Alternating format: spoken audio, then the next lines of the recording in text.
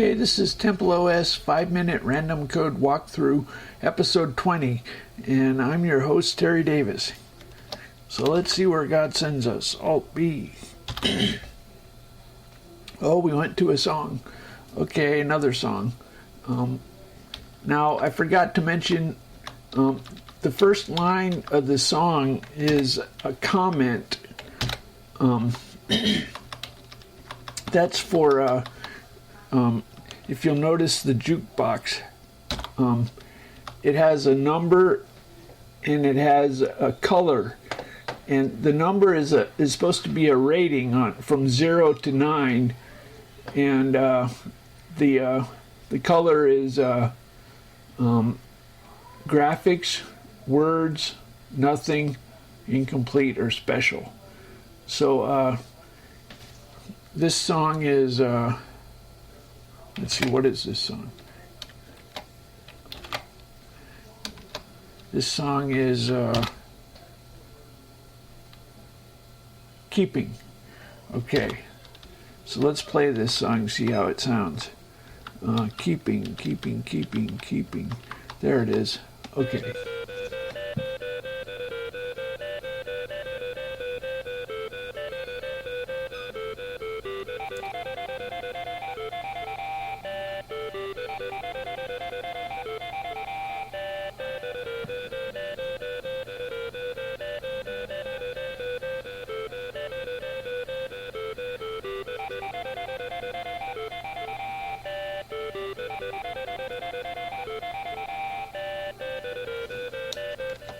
Okay, so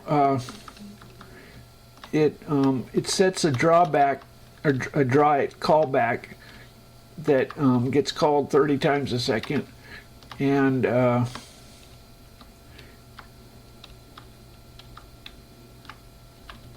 it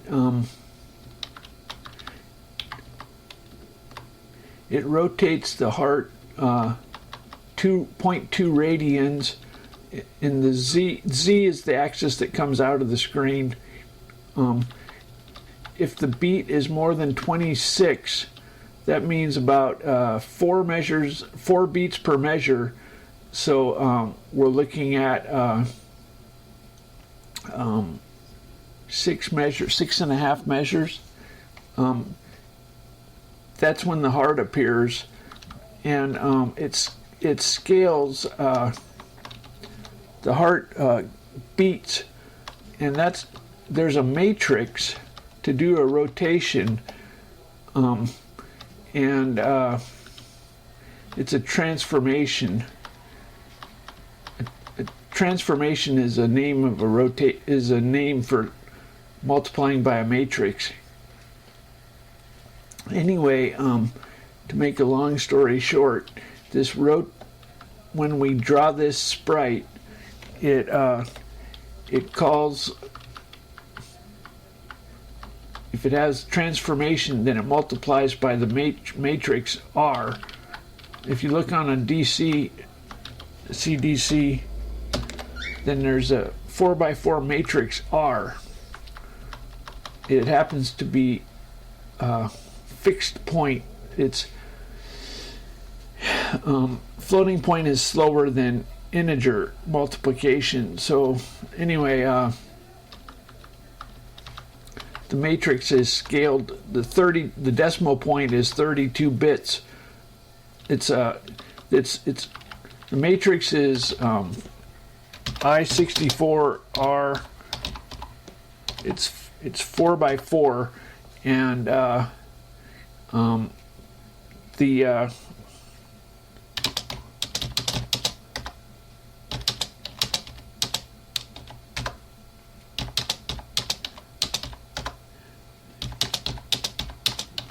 okay, so a 3x3 is how you rotate. The 4x4 is a little trick that's used to include a translation, which is rotating is rotating, translating is shifting by an offset. And if we have a vector here, our x, y, z, if we put a 1 here, then when you rotate, you take this column 1 times row 1, then it's x plus this last column here. This is x offset, y offset, z offset. So this is a trick I learned in a graphics class. So now the rotation, if you put a 1 in this position, then when you multiply, it adds an offset. And the nice thing is we can, let's just do a test. We can do a rotation in the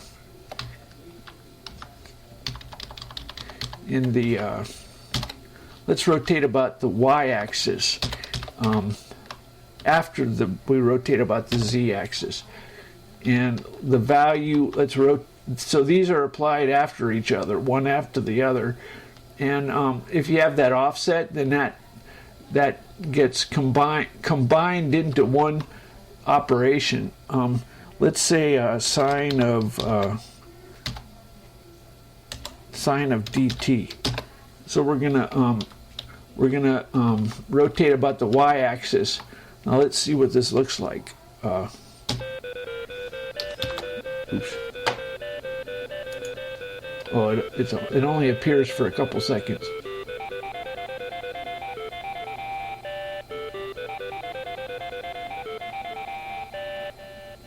Okay, you saw that, didn't you? Anyway, so that's how that works.